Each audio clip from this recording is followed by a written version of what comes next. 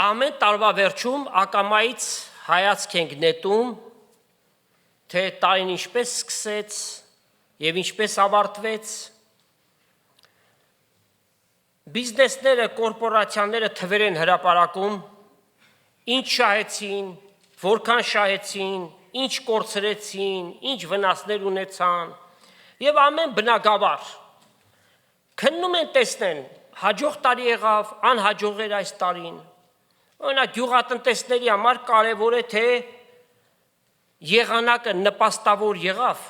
բնակլիմայական պայմանները թույլ տվեց, որ իրենք առատ բերք ստանան, թե ասենք կարկուտ եկավ և ցանքը կամ ասենք բերքը փչացավ, առանձին անհատ մարդիկ էլ անցնող տարվա վերջում քննում են տեսնեն, հաջող էր տարին, անհաջող էր, ինչ ձեռքբերումներ ունեցան, ինչ շահեցին, ինչ կորցրեցին, օրինակներ, տղային կամ աղջկան ամուսնացրեց, հաջողություն է, ձեռքբերում է, շահ է, թե անհաջողություն, վնաս, ասում են մյուս տարի կերևա, ուրախություն է, իրապես ձեռքբերում է, կամ երեխա ծնվեց ընտանիքում,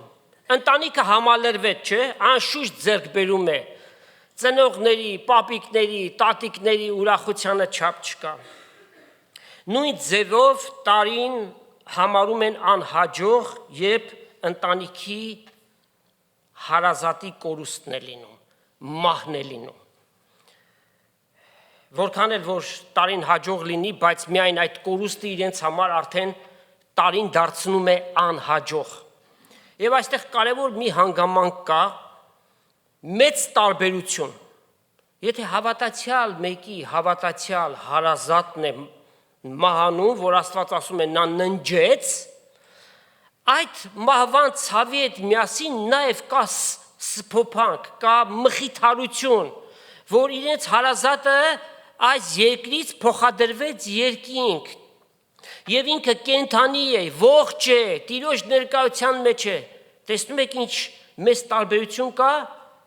համատած նրանց, ովքեր որ հույս չունեն, հարազատը մահացավ, վերջացավ, այլևս նրա երեսը չպիտի տեսնեն, միայն պիտի մխիթարվեն այն հիշողություններով, որ ունեին։ Հիմա ինչ որ խոսում ենք Սուրբ գրքի լեզվով ասած, այս արևի տակ, որտեղ արևից վեր չափորոշիչները տարբեր են։ Ապրում ենք նյութական աշխարհում եւ գնալով ավելի մարդկությունը դառնում է նյութապաշտ։ Եվ պարզ է, հաջողությունը անպայմանորեն փոխկապակցված է շահի հետ եւ անհաջողությունը կրած վնասի հետ։ Պարզ է, նյութական աշխարհում ապրելու համար անհրաժեշտ են նյութական բարիքներ։ Օդով չենք ապրում։ Սակայն մի բառ գործածեցինք, որ այստեղ կարևոր է, բանալի է։ Նյութապաշտություն։ Այսինքն նյութը պաշտել։ Արմատը դրամն է, մամոնան է։ Երբ նյութը դառնում է մարդու կյանքի իմաստը, մարդու սրտի մեջ բույն է դնում եւ մարդուն դարձնում է իր ստրուկը եւ նյութը կամ մամոնան դառնում է նրա աստվածը։ Ինքնին մարդը ընկնում է նրա ազդեցության տակ, այսպիսին այլևս Աստուն չի էլ ճանաչի, որտեղ նրա սիրտը ամբողջությամբ զբաղված է, լեցված է նյութով, առավել ևս Աստուն ինչ պիտի ծառայի։ Չես կարող ծառայել Աստծուն եւ մամոնային, ինչպես ասում է Աստծո խոսքը։ Ուրեմն կամ մեկը, կամ մյուսը։ Եկեք կարդանք Աստծո խոսքից, տեսնենք Պողոս առաքյալը Տիմոթեոսին ինչ է գրում։ Առաջի նամակն է սա 6-րդ գլուխ 7 համարից։ Վասնզի բանը չբերինք աշխարհ եւ հայտնի է, որ չենք կարող մեր հետ մի բան տանել։ Այդպես է թե չէ։ Ով իր հետ մի բան տարավ։ Հապա կերակուր ու հանդերձ ունենալով դրանցով բավականացեք, բայց նրանք, որ հարստանալ կուզեն, կընկնեն փորձության ու որոգայթի եւ շատ հիմարական ու վնասական ցակությունների մեջ, որոնք ավերումի կամ կործանումի մեջ կընկղմեն մարդիկ։ Վասնզի բոլոր չարության արմատը ինչն է, արծաթասիրությունը, դրամասիրությունը։ Չի ասում արծաթը դրամը։ Դրամը ինքնին չարիք չէ, որտեղ այդ դրամը բարի բաների համար կարող ես գործածել։ Քո ընտանիքիդ պետքերի համար, անմիջական անհրաժեշտության համար կարող ես գործածել։ Բայց դրամասիրությունն է, որ մարդուն կործանում է։ Ասում է, որին մեկ քանիսներ անձնատուր լինելով հավատքից մոլորեցին եւ իրենք շատ ցավերով խոցեցին։ Ուրեմն նյութապաշտությունը մարդու համար կործանարար կարող է լինել։ Եվ այդ պարագային այդպիսիները, որոնց միակ նպատակը շահել, ավելացնել, ամեն գնով ավելացնել, այսպիսիների մոտ արդեն ակնհայտ երևում է ագահություն, ժադնեստ ռուսերենով կամ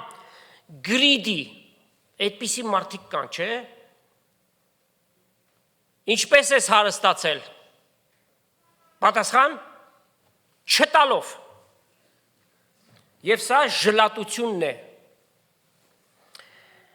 Ինչ կշահի մարդ, եթե ամբողջ աշխարհը վաստակի եւ իր անձը կորցնի, կամ իր անձի համար ինչ ազատ չեք պիտի տա, այսինքն փրկության միջոց։ Տեր Հիսուս ասաց այս խոսքը եւ գրված է Մատթեոս 16-րդ գլուխ եւ 26 համարի մեջ, մասնավորաբար մի առիթով հանդիպեցինք մի անձնավորության TV հաղորդումների հետ կապակցված եւ առանց ամաչելու ասաց.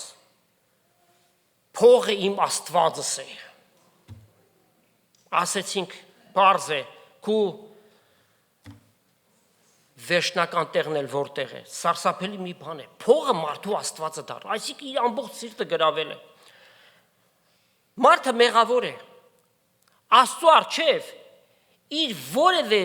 մեղք տված գումարով չի կարող մաքրվել։ Երկրավոր կյանքի մեջ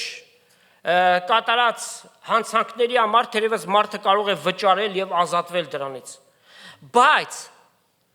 մեղքի վճարը միայն Քրիստոսի արյունն է։ Իլոն Մասկը ասում են աշխարհի ամենահարուստ մարդն է, 600 միլիարդ դոլար կարողություն ունի, բայց այդքանն էլ վճարի իր մեկ մեղքը Աստծո առջև չի մաքրվի, կմնա նույն մեղավոր կարգավիճակում։ Եվ սարսափելի է նրանց վիճակը, ովքեր որ նյութապաշտության մեջ են, դրամասիրության մեջ են, ամբողջ աշխարհը նրանց սրտի մեջ դնես, չի ասի բավարար է։ Հիշեք, որ Տեր Հիսուս, երբ որ սատանայից անապատում փորձվում էր, Մատթեոս 4 գլուխ, սատանան ցույց տվեց աշխարհի բոլոր հարստությունը, փառքը, ամեն բան, եւ ասաց, այս ամենը քեզ կտամ, որովհետև ինձ է տրված, եթե ինձ երկրպագություն անես, այսինքն ես դառնամ քո Աստվածը։ Սատանան նյութապաշտության միջոցով, նորից ենք նշում, ոչ թե նյութի, ոչ թե դրամի, այլ նյութապաշտության, դրամապաշտության միջոցով մարդուն դարձրել է ստրուկ։ Հիսուսի պատասխանը որն էր, ետի սանցիր սատանա, վասնզի գրված է, քո Տեր Աստծուն երկրպագես եւ միայն նրան պաշտես։ Նյութական շահն ու վնասը կարևորվում է այս արևի տակ սկզբունքով։ Եվ եթե ստապ մենք մտածենք, կարող ենք դրա պատասխանը հանգիստ գտնել, անպայման չէ, որ Սուրբ գրքի միջոցով ասվի։ Նյութական բաները ժամանակավոր են։ Այդ ամենը անհրաժեշտ են այս կյանքը ապրելու համար։ Այս կյանքից մեկը, որ դուրս եկավ, իր հետ իր ունեցվածքը տարավ, ասեք, ով տարավ իր հետ մի բան։ Հոբը առաջի գլուխ 27 համարում ասում է. Մորս արգանդից մերկ ելա, մերկ էլ պիտի գնամ։ Այդպես է բոլոր մարդկանց վիճակը։ Բոլորի համար նույն փոստն է սպասում։ Մարդիկ հավասար ծնվում են։ Հիվանդանոցները մի համատեք, կամ ասենք մեկը high class տեղ ծնվեց եւ այլն։ Որպես երեխա ծնվում են։ Տարբեր կերպերով են ապրում։ Մեկը հարուստ էր, մյուսը աղքատ էր, մեկը բարձրաստիճան էր, մյուսը ռամիկ էր եւ այլն, բայց բոլորն էլ նույն տեղն են գնում։ Նորից հավասար է։ Նույն հողի մեջ են բոլորն էլ գնում։ Եվ բոլորովին էլ կարևոր չէ, եթե դագաղը ոսկուց էր։ Բոլորովին։ Այնպես որ այս աշխարհի ստանելու մի բան մը չկա, ողջ մի արա, եթե անցյալ տարի կյանքի մեջ նյութական կորուստներ ունեցար, անհաջողությունների համար մի տխրի։ Հիմա կենտրոնանանք այս արևից վեր բաների վրա, եւ սա է կարևորվում։ Այն ինչ որ մնայուն է, հոգևոր է, աստվածային է։ Պողոս առաքյալը իր անձնական օրինակով հրաշալի ձևով արտացոլում է այդ հոգևորի աստվածայինի կարևորությունը։ Եկեք կարդանք Փիլիպպեցիների նամակն է 3 գլուխ 7 համարից։ Բայց ինչ որ ինձ համար շահեր, այն Քրիստոսի համար վնաս համարեցի։ Եվ իրավ բոլոր բաներն էլ վնաս կհամարեմ իմ Տիրոջ Հիսուս Քրիստոսի գերազանց գիտության համար, որի համար ամեն բանից զրկվեցի եւ աղտեղություն կսեպեմ, որպիսի Քրիստոսին տրվեմ, իր մեջ գտնվեմ, ոչ թե իմ արդարությունս ունենամ, որ օրենքից է, հապա Քրիստոսի հավատքով եղած արդարությունը, որ Աստծուց է հավատքով։ որպեսզի ճանաչեմ նրան եւ նրա հարության զորությունը եւ նրա չարչարանքներին հաղորդ լինեմ, նրա մահվան կերպարանք առնելով եւ բոլոր դեպքերում մեռելների հարությանը պիտի հասնեմ։ Պողոս առաքյալի գրությունն է սա, Փիլիպպեցիներին գրած։ Ուրեմն մի սյունյակում իր շահն է, մյուս սյունյակում վնասը։ Լավ, այդ ինչ շահեր էր, որ ինքը վնաս համարեց։ Նախ եւ առաջ հետեւյալը, որ ինքը բարձր կարգավիճակ ունեցող փարիսեցի էր։ Սա մեծ պաշտոն էր այդ հասարակության մեջ, փառք է, հարուստ էր, հարգված էր, հասարակության մեջ մեծ դիրք ուներ։ Հիմա հարցում, միթե սրանք լավ բաներ չեն։ Արդյոք սրանք աղտեղություն են։ Պատասխանը միանշանակ ոչ է։ Այս արևի տակ ենք քննում։ Դեռ ավելին, շատ ու շատեր կփափագեին այդ բաները ունենալու։ Բայց ասում է, այս ամենը վնաս համարեցի, աղտեղություն են համարում։ Լավ, վնասը հասկացանք, աղտեղություն ինչ է։ Աղբ բառից է գալիս։ Անգլենի մի շարք թարգմանությունների մեջ գրված է dung բառը D-U-N-G, որ թարգմանաբար նշանակում է թրիկ։ Կովի, կասեր մի անմիտ լորեցին։ Միթե գործածված բառերը ծայրահեղ բնորոշումներ են։ Ծայրահեղ կլինեին, անգամ անմտություն կհամարվեր, եթե այս ամենը, որ Պողոս ուներ, աղտեղություն համարվեր, եթե այս հրաշալի համեմատությունը նա չաներ։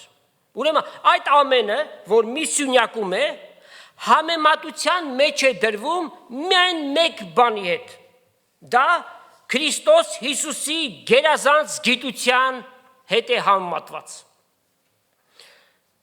Քրիստոսի գերազանց գիտություն։ Սա չի նշանակում Հիսուսի մասին զուտ գիտելիք ունենալ։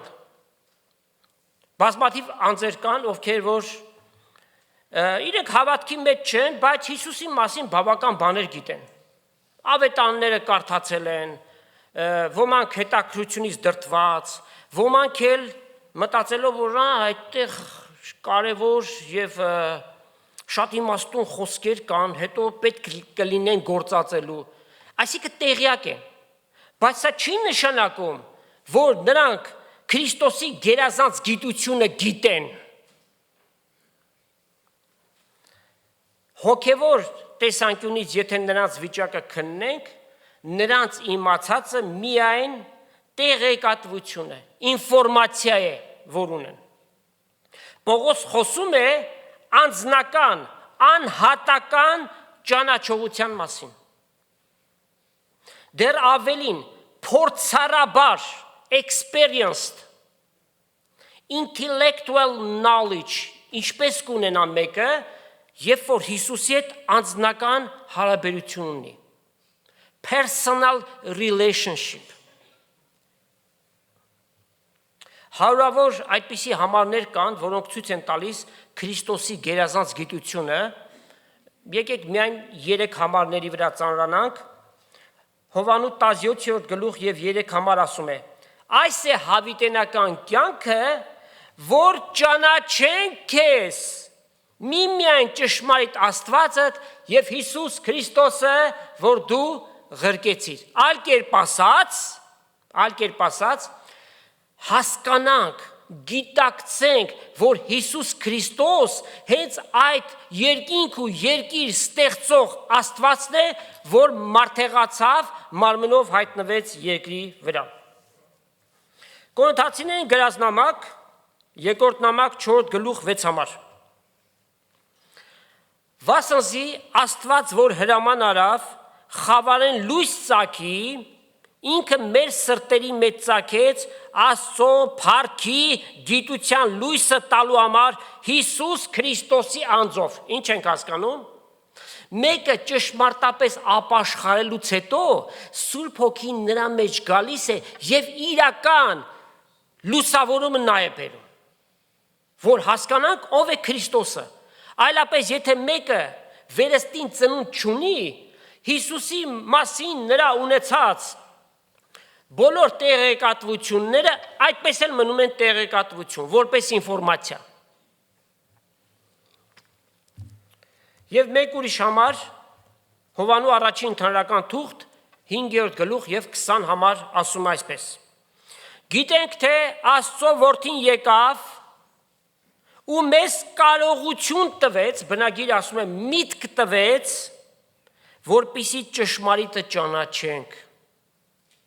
Մենք այդ ճշմարիտի մեջ ենք, Հիսուս ասաց, դուք իմ մեջ, ես էլ ձեր մեջ։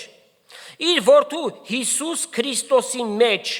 եւ բացահայտում է ամբողջ ճշմարտությունը։ Նա է, այսինքն Հիսուսն է ճշմարիտ Աստվածը եւ հավիտենական կյանքը եւ մենք բոլորս ասում ենք ամեն։ Ճշմարիտ Աստված եւ հավիտենական կյանք։ Ամեն մարդ կանչված է այս բանին, այս ճանաչողականության, որ Հիսուսին ճանաչի։ Դրա համար հավատալ է պետք սրտանց եւ անկեղծությամբ։ Ժողովող 3 գլուխ եւ 11 համար, շատ կարևոր մի համար է։ Աստված ի սկզբանե ամեն բան վայելուչ արավ եւ մարդու սրտի մտքի մեջ հավիտենականությունը ճանաչելու փափագը դրել է։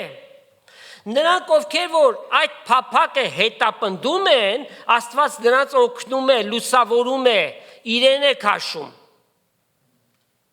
Հիսուս պատական չէր ասած այս խոսքը. ով որ փնտրի, պիտի գտնի։ Ինչ ես փնտրում։ Մեկ բանը Հիսուսի ասած խոսքի մեջ մեկ բան կա։ Աստծուն փնտրողը պիտի գտնի, Աստված նրան այդ ճշմարտությունը պիտի բացի։ Եվ Քրիստոսով մեզ հայտնվեց այս ճշմարտությունը, որ մահը այս երկրավոր կյանքի վերջն է, բայց նոր հավիտենական կյանքի սկիզբն է։ Մահով մարդու մարմինը գնում է գերեզման, բայց իր անձը, իր հոգին, իր եսը, ինքնագիտակցությունը, իր էությունը, իր զգացմունքների կենտրոնը, սրանք բոլորը պահպանվում են։ Այլ կերպ ասած, մահով մենք առանձնանում ենք մեր մարմնից, որ մեղքի պատճառով ծերանում է եւ գնում է գերեզման։ Ինչ է նշանակում մահ, մարմնի անջատումը հոգուց։ Եվ Հիսուս խոստացավ, ովքեր որ ճշմարտապես հավատում են, նրանք մարմնի կորստից հետո փառավորյալ մարմին պիտի հագնեն եւ հավիտյան Տիրոջ հետ պիտի լինեն։ Հիսուս մեր խոնար, հիվանդացող, ծերացող մարմինը իր փառավոր մարմնին կերպարանակից պիտի անի, եւ սա ոչ թե միայն արտաքին կերպարանքն է, այլ նաեւ ներքին էությունն է։ Եվ սա ոչ թե միայն այս տարվա համար, եթե մեկը այս ճշմարտությունը հասկանում է, ընդունում է, իր ամբողջ կյանքի մեջ հանդիսանում է մեծագույն ձեռքբերումը։ Այս սա է հենց արևից վեր, հոգևոր, աստվածային, սուրբ գրային տեսանկյունը։ Մարդիկ երջանկություն են փնտրում։ Ինչ էլ որ որակեն նրանք որպես երջանկություն, ոչինչ է։ Անցնող է։ Անձնական կյանքի մեջ այդ երջանկությունը, իր կողակցին շատ սիրելու մեջ, ինչ որ է, բայց միակ երջանկությունը մարդու համար պիտի լինի ճանաչել, ով է իրեն ստեղծել, որ նաև իր համար դարձել է փրկիչ, իր համար իր կյանքն է զոհել։ Ահա մեծագույն երջանկությունը։ Ուրեմն ճանաչել գործնականորեն, փորձառաբար, եւ Տեր Հիսուս մեզ համար ինչեր արավ։ Դեռ այս կյանքի մեջ մենք շատ բան չգիտենք, որովհետեւ շատից քիչը գիտենք, Պողոս առաքյալ այդպես է ասում։ Երբ որ երկինք գնանք, շատից քիչը պիտի խափանվի, պիտի ճանաչենք Տիրոջը եւ ճանաչելու յետևից պիտի լինենք ամբողջ հավիտենականության մեջ։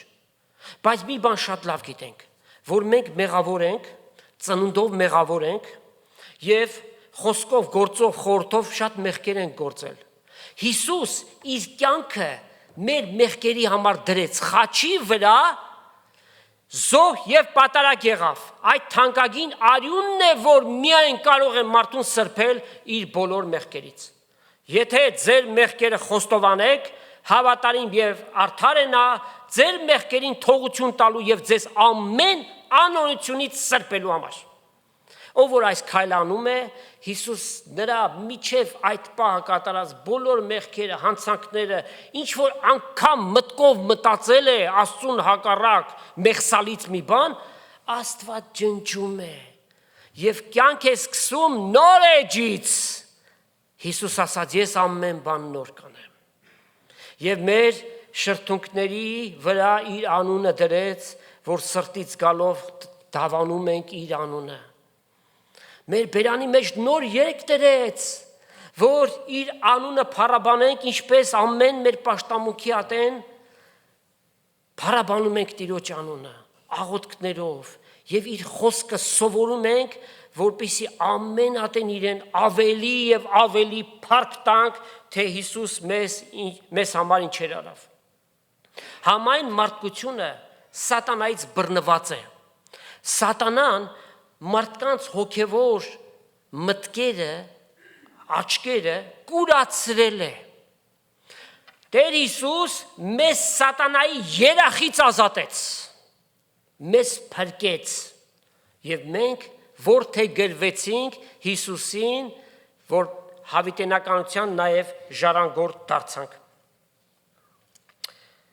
Հաջողության եւ անհաջողության, շահի ու վնասի մի շարք իրավիճակներ քննենք այս արևի տակ եւ արևից վեր նյութական եւ հոգեվոր արժեքները համեմատելով։ Քանի որ եկեղեցուց դուրս մեզ նաեւ դրսում են լսում տարբեր հեռուստակայանների վրա, թե լինի այստեղ, թե Հայաստանում, YouTube-յան ալիքում, սոցիալական կայքերում, նաեւ հետեւյալ օրինակն էլ բերենք տարբերակը։ Մեկը Տիրոջը չունի։ Տարվա մեջ հաջողություններ արձանագրեց։ Անձնական, ընտանեկան, աշխատանքային, ամեն բան լավ է, առողջությունը տեղն է, ուտել խմելն էլ չի պակսում, ամեն բան լավ է, ուրախ են։ Այս արևի տակ շատ լավ է, անհոգ վիճակ է, բայց այդպիսիներին ասենք։ Եթե Հիսուս Քրիստոս քու Տերդ եւ քու Փրկիչդ չէ, դու մեղքերի եւ հանցանքների մեջ մեռած ես։ Դու հոգեորապես մեռած ես։ Դու քայլող դիակ ես Աստծո առջև։ Դու պետքություն ունես կենթանանալու։ Մենք այդ կարգավիճակը մի ժամանակ ունենք։ Մեզանից ամեն մեկը, երբ որ Տիրոջ եկանք, մեզ նաև հոգևորապես կենթանացրեց Հիսուս։ Հիմա թերևս մեկը հակադարձի ասելով, որ ինչ մեղք եմ գործել, որ հարևանի հավին քշ չեմ ասում, մրջունի վրա էլ չեմ տրորում։ Հնարավոր է, որ այդպես է, բայց պատահաբար տրորած կլնես։ Լավ, ասում ես, որ դու շնություն չես արել, մարդ չես սպանել, գողություն չես արել։ Հավատում ենք, որ գործնականորեն այդ բաները չես արել։ Տեր Հիսուս ասաց հետևյալը. Եթե կնոջը նայես ցանկալու համար, արդեն սրտիդ մեջ շնություն արիր։ Նաև հակառակ, եթե տղամարդուն մեկը նայի ցանկալու համար, իր սրտի մեջ արդեն շնություն արավ։ Եթե մարդ չսպանես, բայց մեկին անտեղի հիմար ասես, արդեն մարդ սպանեցիր, դատաստանի ենթակա ես, ասեք տեսնեմ։ Կամ մեկը, որ Տեր Հիսուսի դրած այս չափորոշիչներին համապատասխան է, բոլորն էլ սայթաքել են, Հետևաբար, բոլորն էլ սեփվում են, համարվում են որպես մեղավոր փրկչի պետքություն ունեն։ Այդպիսիներին ասենք, ձեր բոլոր երկրավոր նյութական հաջողություններով մեկտեղ եւս մեկ անհաջող տարի ունեցաք, որտեվ ձեր կյանքը մազից է կախված եւ դուք անդունդի եզրին եք, որ կարող եք հեշտությամբ գահավիժել։ Տեսեք ինչ ասում Աստծո խոսքը, Հովհաննես 3-րդ գլուխ 36-37 համարները։ Նա որ որդուն Հիսուս Քրիստոսին կհավատա անկեղծությամբ սրտանց հավիտենական կյանք արդեն ունի, եւ նա որ որդուն չի հնազանդվում, նա կյանք պիտի չտեսնե, հապա Աստծո բարկությունը նրա վրա է ամեն օր, մնում է այդ բարկությունը։ Սարսափելի բան է կենդանի Աստծո ձեռքը ընկնելը, Աստված մաշող կրակ է։ Նաև կարդում ենք այդպես։ Այսպիսիների, որ այս խումբը քննարկեցինք, այսպիսիների սուրբ գրային օրինակը ինչ է կարծում, որ օրինակը կլինի։ Հիսուս այսպիսի մի պատմություն պատմեց Ղուկասու 12-րդ գլուխ 16 համարից կարդանք։ Առակ մնալ խոսեցավ անոնց ըսելով. հարուստ մարդումը արտերը առատ բերք տվին։ Լավ է, բարիք է, չէ՞։ Եվ նա կմտածեր ինքն իրեն եւ կսեր. ինչ ունեմ, վասնզի տեղ չունիմ, որին բերքը ժողովեմ, եւ ասավ.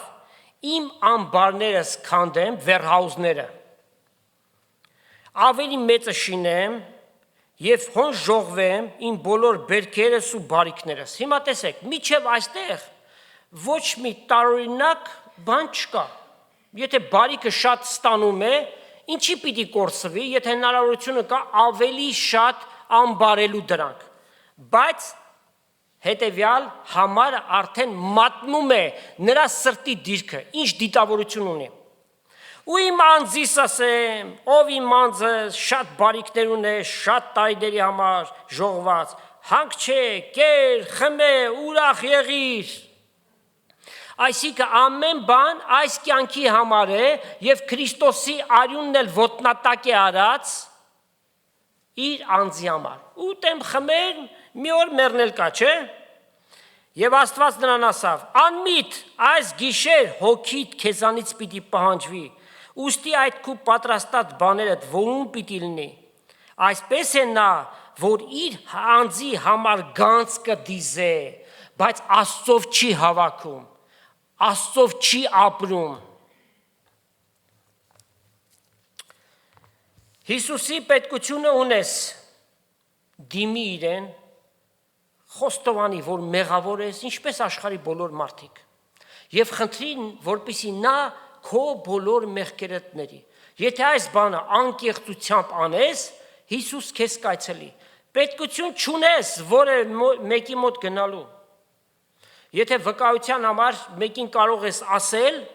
դա հրաշալի է, բայց գնաս մի սև սքեմավորի մոտ խոստովանես մեղքերդ, որ նա քեզ մեղքերի թողություն տա։ Հիսուս է միայն մեղքերին թողություն տվողը, անկեղծությամբ նրան դիմի։ Մեկ այլ տարբերակ նրանց համար, ովքեր Հիսուսին չունեն, բայց անցնող տարվա մեջ գործի ընտանեկան անձնական անհաջողություններ ունեցան։ Այսպիսիներին Սուրբ գրային ինչ խորհուրդ կա, նույնը ինչ որ նախորդին։ Դու Հիսուսի պետքությունը ունես։ Երբ որ Հիսուս դառնա քո Տերդ եւ Փրկիչդ ու դա գիտակցես,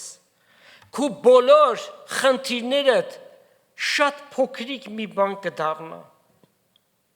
Տիրոջ արի, նրան դիմի, որտեվ Հիսուս ամբողջ տիեզերքի մեծագույն գանձն է։ Նրան ունենալով մնացած բաները երկրորդական եւ երրորդական են դառնում։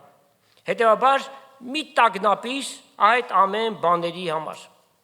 Այս կապակցությամբ էլ Տեր Հիսուս խոսք ունի, Մատթեոս 6-րդ գլուխն է, կարդանք 24 համարից։ Մարդը չի կարող երկու տիրոջ ծառայություն անել։ Վասնզի կամ մեկին պիտի ատե, մյուսին սիրե, կամ մեկին պիտի հարի եւ մյուսին արհամարի։ Չեք կարող ծառայել Աստծուն եւ մամոնային։ Ուստի կսեմ ձեզի, հոգ մի ունեք ձեր կյանքի համար, ինչ պիտի ուտեք կամ ինչ պիտի խմեք, ոչ էլ ձեր մարմինների համար, թե ինչ պիտի հագնիք, չէ որ կյանքը կերակուրից ավելի ու մարմինը հագուստից ավելի է։ Նայեցեք երկնքի թռչուններին, որոնք ոչ կսերմանեն, ոչ կհնձեն, ոչ ամբարի մեջ կժողվեն, բայց ձեր երկնավոր հայրը կկերակրե զանոնք։ Չէ որ դուք անոնցմել լավ եք, հիմա ձեզմե ով կարող է իր հոգ անելով, իր հասակի վրա կանգունը ավելացնել։ Կարող է մեկը այդպիսի բան անել։ Ու հագուստի համար ինչու հոգ կնեք, նայեցեք դաշտի շուշաններին, ինչպես կաճին, ոչ կաշխատեն, ոչ էլ կմանեն, բայց ձեզի կսեմ, թե Սողոմոն իր բոլոր փառավորության մեջ անոնցմե մեկի պես չհագվեցավ, մեկը որ բոլոր ժամանակների ամենահարուստ անձնավորությունն է եղել, այս համատությունը բերեց Տերը։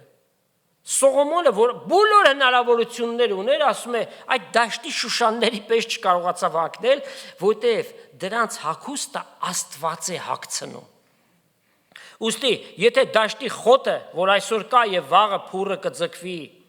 Աստված այսպես կհագցնե, հապա որչափ ավելի ձեզ, թերահավատներ, ուրեմն հոգ մի ընեք, ասելով, ինչ պիտի ուտենք, ինչ պիտի խմենք, կամ ինչ պիտի հագնենք, քանզի այս բոլոր բաները հեթանոսները կխնդրեն։ Վասնզի ձեր երկնավոր հայրը գիտե, թե այս բոլոր բաները ձեզ պետք են, բայց առաջ խնդրեցեք Աստծո թագավորությունը եւ այդ պետք եղած բաները Աստված ձեզ պիտի տա։ Ուստի վաղվա համար հոգ մի արեք, վասնզի վաղվա օրը իր համար հոգ կնե, հերիք է օրվա իր նեղությունը։ Այսօրվանից անցիր, վաղվանն էլ Տիրոջ շնորհքով կդիմագրավես, մի մտածիր։ Հավատքով Տեր Հիսուսի ձեռքից ստացիր փրկությունը, ձերի օրեն, Աստված շատ սուղ վճարեց դրա համար, իր որդու կյանքը տվեց, արյունը տվեց, բայց ձերի օրեն բախշում է, ով որ հավատա, ձերիորեն, եւ սա կոչվում է շնորհք, grace։ Եթե մենք Տիրոջը դիմենք, հավատքի ձեռքը գործածենք, Աստված իր ձեռքը մշտապես մեկնած է մեզ այդ շնորհքը տալու համար։ Հաջորդ սցենարը կամ տարբերակը հավատացյալների համար է, վերստին ծնունդ ունեցողների, այս պարագային փրկություն ստանալը խնդրո առարկա չէ, արդեն փրկությունը մեկը ստացել է, նրանց մասին է խոսքը։ Ինչպես ես գնահատում անցնող տարին։ Գործերը լավ չգնաց, վնասներ կրեցիր։ Եվ դա է դարձած քո մտանյութդ։ Դա է, որ քեզ ստագնապի պատճառ է դառնում։ Ու այդ պատճառով հոգևոր կյանքդ սկսեց նվազել, գահավիժել, նավաբեկության ենթարկվել։ Սթափեցնող խոսք Ամբակումի մարգարեության մեջ։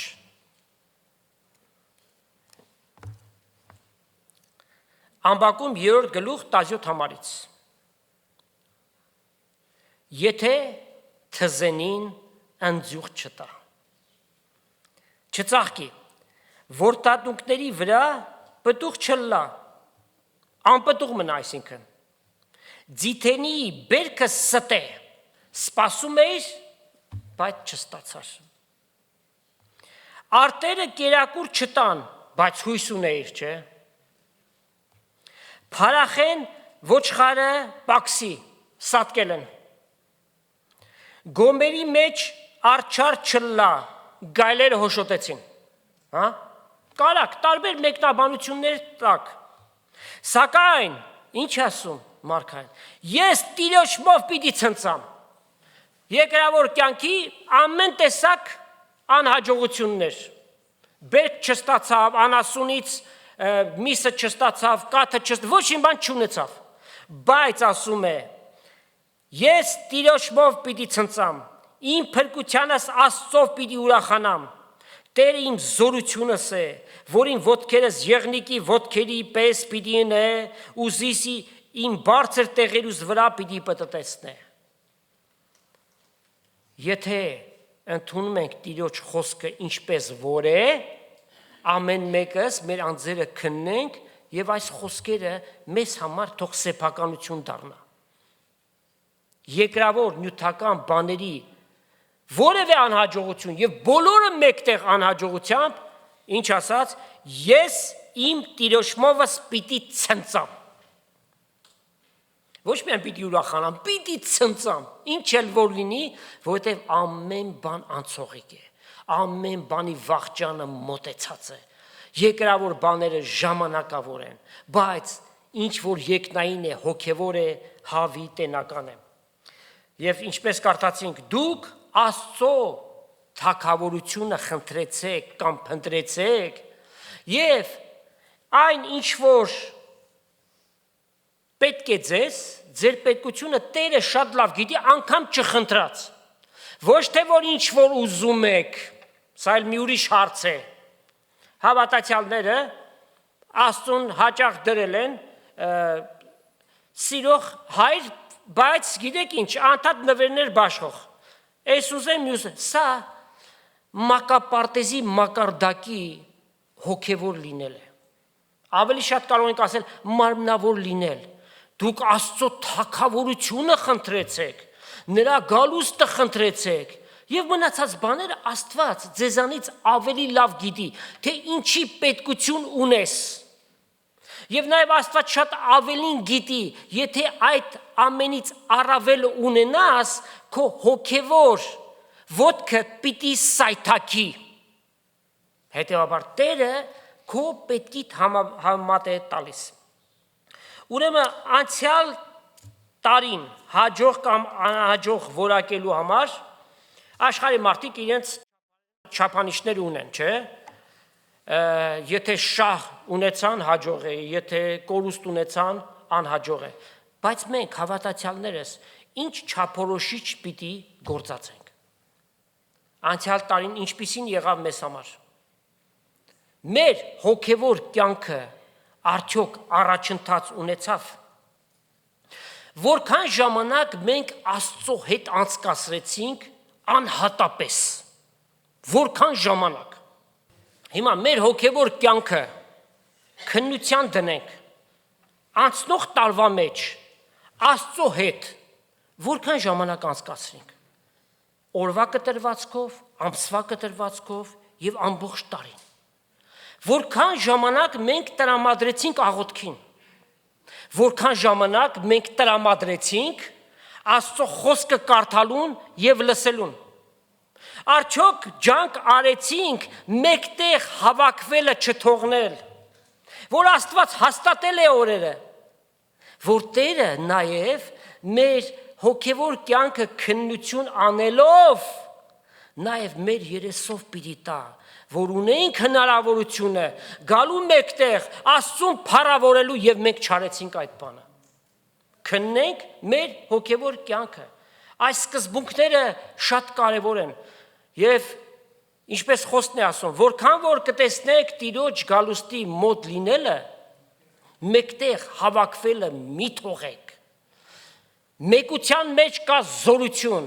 մեկության մեջ կա պաշտանմունք, փառաբանություն կա։ Առանձնապես, անհատապես դու այդ փառաբանությունը չես ունենա։ Թերևս կարդացիր, լսեցիր Աստծո խոսքը, աղոթեցիր, բայց եկեղեցին այնտեղն է, որտեղ հավաքվում ենք պաշտամունքի համար։ Որքան մենք ջանք արեցինք, ժամանակ դրեցինք և կենտրոնացանք, որպեսզի Քրիստոսի անձը ճանաչենք, ավելի խորությամբ ճանաչենք, Որքան շատ ճանաչենք, այնքան մեր ուրախությունը անպատմելի պիտի լինի։ Որքան նրան շատ ճանաչենք, այնքան նրան շատ կվստահենք։ Որքան շատ ճանաչենք, այնքան շատ կուզենք, որ Տերը շուտով գա։ Որ նրա պայծառ երեսը տեսնենք, եւ ինչպես Մարգարեն ասում է, դուք գոմի պարարտ հորթերի պես դուրս պիտի ելեք եւ ուրախությունից պիտի ցատկեք։ Որքան աճ ունեցանք մենք Քրիստոսի մեջ, չէ՞ որ չափորոշիչ է տրված Քրիստոսի լման հասակի չափը ունենալու։ Արդյոք մեր մեջ ձևավորվեց հոգևոր մտածողություն։ Գրված է դուք Քրիստոսի միտք ունեք, բա շատ հաճախ այդ միտքը չենք գործածում։ Քննենք, տեսնենք, մեր որոշումները այս կյանքի մեջ շատ ու շատ կարևոր որոշումներ, մենք Քրիստոսի միտքը գործածում ենք այդ որոշումները կայացնելուց, թե ոչ։ Սիրելիներ, մաննավորը նյութականը պիտի անցնի, հոգևորը պիտի մնա, եւ Հիսուս ասաց, ձեր գանձերը երկնքում դիզեք։ Աստծո հետ անցկացած մեր ժամանակը աղոթքին տրվել է, ինչ որ հոգևոր է, այդ ամենով զբաղվել է, նամանավանդ, երբ որ այդ խոսքը սկսում է մեր կյանքը փոխելը, Տերը պիտի գնահատի, այս ամենը համարվում է որպես գանձ երկնքի մեջ, մեր ժամանակը, մեր նյութականը, ամեն բաներ, ինչ որ Աստծո փառքի համար մենք դրեցինք, տվեցինք, երկնքում բազմապատիկը մենք պիտի գտնենք։ Պողոս առաքյալը Կորինթացիներին հետևյալն է գրում,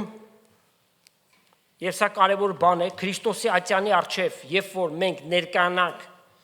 ինչպիսին պիտի լինի քննությունը։ Աստված կրակով, այլ կերպ ասած, իր խոսքով պիտի քննի։ Եկեք կարդանք առաջի Կորինթացիների նամակն է 3-րդ գլուխ եւ 10 համարից։ Պողոս առաքյալը ասում է. Աստծո շնորհքի չափով, որ ինձ տրվեց, իմաստուն ճարտարապետի պես հիմք դրի, բայց նրա վրա շինողը ուրիշ է։ Միայն թե ամեն մեկը թող զգուշանա, թե ինչպես է շինում։ Վասնզի մեկը այլ ուրիշ հիմք չի կարող դնել դրվածի զատ, որը Հիսուս Քրիստոս։ Մեր հավատքի անխախտ հիմքը Հիսուս Քրիստոսն է։ Եթե մեկը այս հիմի վրա շինելուց գործած է ոսկի, արծաթ, պատվական քարեր, այն ամենը ինչ որ հոգևոր է, ինչ որ Աստծո փառքի համար է,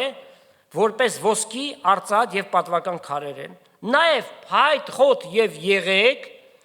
այն ամենը ինչ որ երկրավոր է, ինչ որ մարմնավոր է։ Ամեն մեկի գործը հայտնի պիտի լինի, քանզի օրը Երևան պիտի հանե, վասնզի կրակով պիտի հայտնվի։ Աստված իր խոսքի համաձայն, իր պատգամների համաձայն պիտի քննե։ Ինչ տեսակը լալը կրակը պիտի փորձե։ Եթե մեկի շինված գործը մնա, ինքը վարձք պիտի առնե։ Հոգևոր կյանք ունեցավ, հոգևոր ընթացք ունեցավ, կյանքի փոփոխություն ունեցավ, Աստծոն հաճելի ձևով ապրեց, վարձք պիտի առնի դրա համար։ Եթե մեկի շինվածը այրի, փայտ խոտ եղեգ էր, երկրավոր բաներ են, նա վնաս պիտի քաշի, բայց ինքը պիտի ազատի, սակայն ինչպես թե կրակի միջից մի կերպ։ Այս եկող տարվա մեջ մեր հոգևոր կյանքը սկսենք այնպես, որ երկնքում դրվի ոսկի, արծաթ եւ պատվական քարեր, այսինքն հոգևոր բաներ, որ չլինի այնպես, երբ որ Քրիստոսի ատյանի առջև կանգնենք, գլխիկոր եւ ամոթով մնանք, այլ որ Տիրոջից դրվատանքի, գովասանքի խոսքերը ստանանք եւ մտնենք հավիտենականություն։ Սա լրջագույն մի հարց է ամեն հավատացյալի համար, շատ խորունկ մտածենք ու լրջությամբ ձեռնամուխ լինենք մեր հոգևոր կյանքը շտկելուն, առաջանալուն, Քրիստոսի լման հասակի չափին ձգտելուն։ Տերը թող ամեն մեկիս իմաստություն տա այս բանի մեջ, միջև Տիրոջ գալուստը մենք ջանք ու երանդ չխնայենք, իր փառքի համար ապրենք եւ ծառայենք միջև Տիրոջ գալուստը։ Տեր օրհնի իր խոսքը ձեզանից ամեն մեկին, Տեր Հիսուս Քրիստոսի շնորհքը, Հայր Աստծո սերը եւ Սուրբ Հոգու հաղորդությունը Աստծո ժողովրդի հետ լինի, ամեն։